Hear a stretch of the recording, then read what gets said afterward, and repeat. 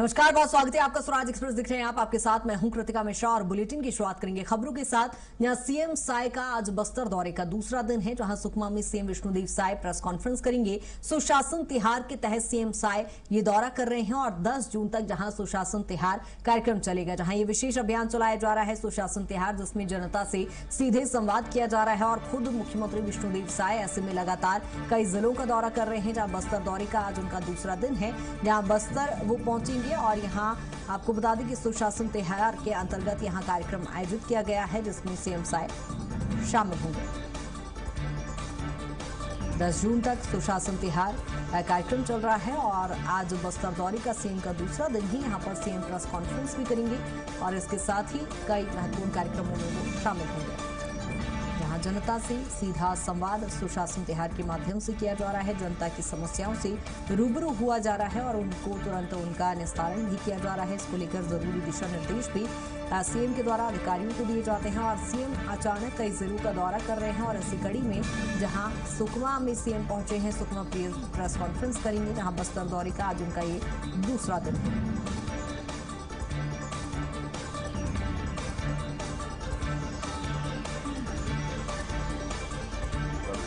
बैठक में किसानों को जानकारी देने की बात कही गई है और किसी भी तरह से खाद बीज की कमी नहीं होने दी जाएगी और ये सब बराबर हमारे अधिकारी किसानों के संपर्क में रहें ताकि वो किसी तरह की गलतफहमी में नहीं पड़े।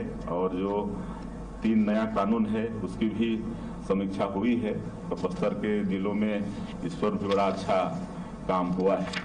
तो इस तरह से 3 दिन मतलब 3 जिले का कल का हमारा प्रवास रहा है और इस सुशासन तिहार का मेन उद्देश्य वही है कि हम लोगों को अधिक से अधिक सुविधा उपलब्ध कराएं। जहां आपको बता दें कि सीएम विष्णुदेव साय के बस्तर दौरे का आज दूसरा दिन है और यहां पर प्रेस कॉन्फ्रेंस भी सीएम करेंगे। जो भी आवश्यकता है, किसी का राशन कार्ड बनाना है, किसी का आयुष्मान कार्ड बनाना है, तो कल समीक्षा बैठक में भी पता लगा कि 2-2 दिन 3-3 दिन हमारे अधिकारी एक पंचायत में रुक रहे हैं। जब तक वहाँ की समस्या मतलब का निवारण नहीं हो जा रहा है तब तक वहाँ पर रुक रहे हैं। तो इसका भी अच्छा लाभ इस क्षेत्र को मिलेगा और बाकी नक्सलवाद समाप्त हुआ है और 4 से 5 दशकों तक विकास में पीछे रहे हैं।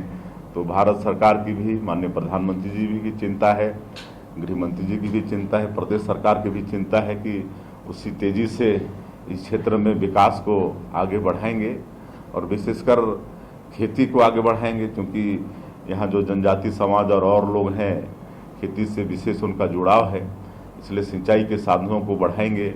अभी 2 बड़ी योजना यहाँ पर सैंक्शन किए हैं, इंद्रावती में देउरगांव और मटनार करीब 2000 करोड़ और इसमें 80 लाख एकड़ करीब इसमें सिंचाई होगा। तो इस तरह से किसानों को खेती में आगे बढ़ाने का है। महिला स्व सहायता समूह अभी काफ़ी लखपति दीदी बन रही हैं, तो उनको और भी झींगा पालन है, बकरी पालन, मधुमक्खी पालन, ये सब सुविधा देकर उनको और आय की दृष्टि से उनको बढ़ाने का काम करेंगे। और जो भी उत्पाद होगा उसको बस्तर ब्रांड के नाम से विख्यात करने की सरकार की योजना है। और विशेषकर नामांतरण, बंटवारा, सीमांकन, अभिलेख सुधार, जो राजस्व के मामले हैं, इसको कल समीक्षा बैठक में और निर्देशित किए। वैसे तो पिछले दिनों में काफ़ी काम हुआ है, अप्रैल के महीने में भी हमारे अधिकारी काफ़ी पेंडिंग राजस्व के प्रकरण निपटाए हैं, लेकिन और आगे जो बचाव है उसको भी करने का निर्देशित हुआ है। और बस्तर में और वाटर स्पोर्ट्स, एडवेंचर स्पोर्ट्स, जंगल सफारी, ये सब को बढ़ाने का शासन का मंशा है। और कल के समीक्षा बैठक में भी समझाइश दिया गया है कि अभी बुआई का समय आ गया है, खरीफ का बुआई का, और जिस तरह से पश्चिम एशिया में युद्ध की स्थिति है उससे वैसे बीज की कोई समस्या नहीं है, खाद की भी समस्या नहीं है। विशेषकर डीएपी की थोड़ी कमी रहेगी और इसके लिए कहा गया है कि उसके विकल्प के रूप में हम लोग के पास है NPK है, SSP है, नैनो यूरिया, नैनो DAP है। और जहाँ तक नैनो DAP और यूरिया की बात है, ये DAP से भी कम इसमें लागत आता है। जैसे DAP का एक बोरी 1350 का है, तो उसका विकल्प 1 लीटर आपका नैनो DAP है और वो 150 रुपये कम में आता है।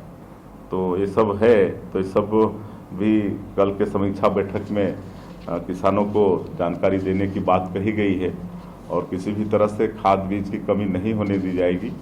और ये सब बराबर हमारे अधिकारी किसानों के संपर्क में रहें ताकि वो किसी तरह की गलतफहमी में नहीं पड़े। और जो 3 नया कानून है उसकी भी समीक्षा हुई है और बस्तर के जिलों में इस पर भी बड़ा अच्छा काम हुआ है। तो इस तरह से 3 दिन मतलब 3 जिले का कल का हमारा प्रवास रहा है। और इस सुशासन त्योहार का मेन उद्देश्य वही है कि हम लोगों को अधिक से अधिक सुविधा उपलब्ध कराएं।